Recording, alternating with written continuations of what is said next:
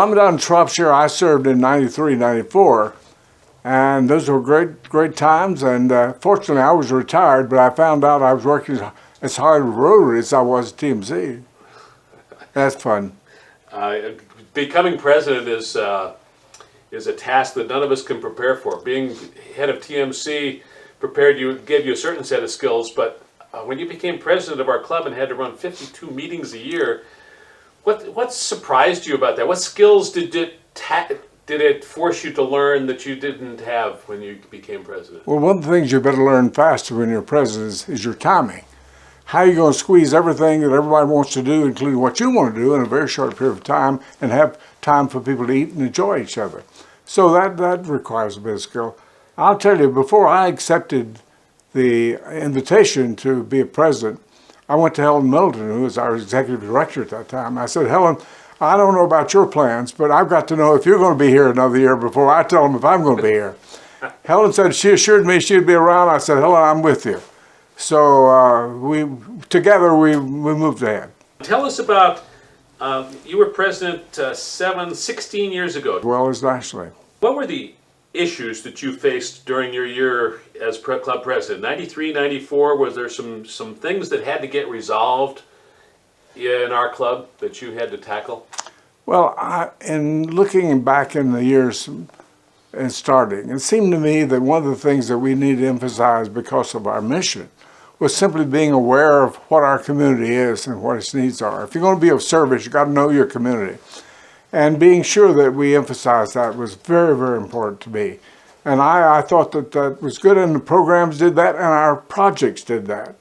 And I hope that folks had as much fun as I did those years program as things go on. I can remember, for example, when I woke up one morning while I was president, and the Star had done a special feature on the salaries of people that were in either public places or not-for-profit places.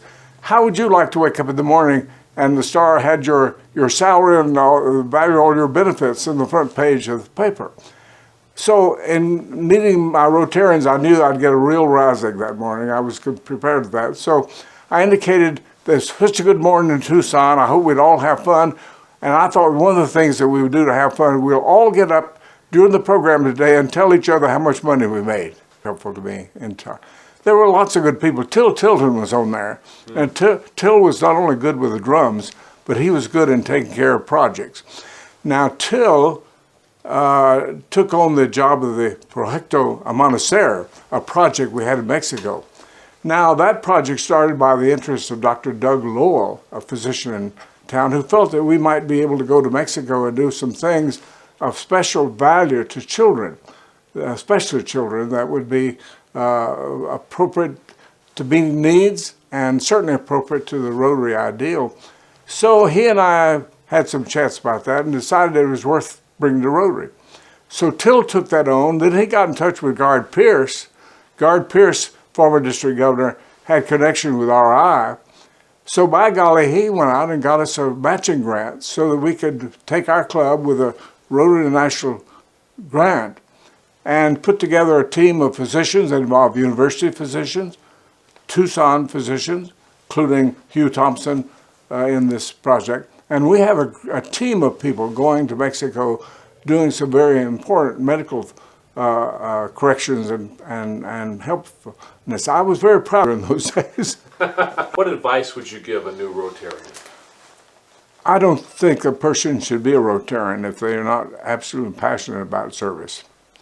I believe that Rotary is built on the passion of individuals for their community and for the service and building of their community. So if they don't have that, they should not be a Rotarian. If they don't have that, they should not try to lead.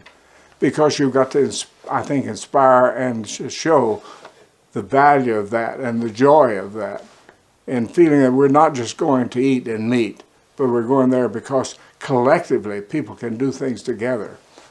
And one's got to also feel like that they could be a team player and not an individual star. Because Rotary is, the things that we do well are the things that we do as groups. And I think that would be something that anybody coming into Rotary should recognize and realize that you almost have to do what you're asked to do. Now, obviously one has to say occasionally to be practical. If you're accustomed to saying no, you never will get the full benefits of Rotary. You just won't. Because Rotary is a part of the bigger theme of each other, of the community and the world. So I do believe that that's an important frame of mind. I hope that when we're looking for members, that we will look for that trait, because I think that's a key to the success.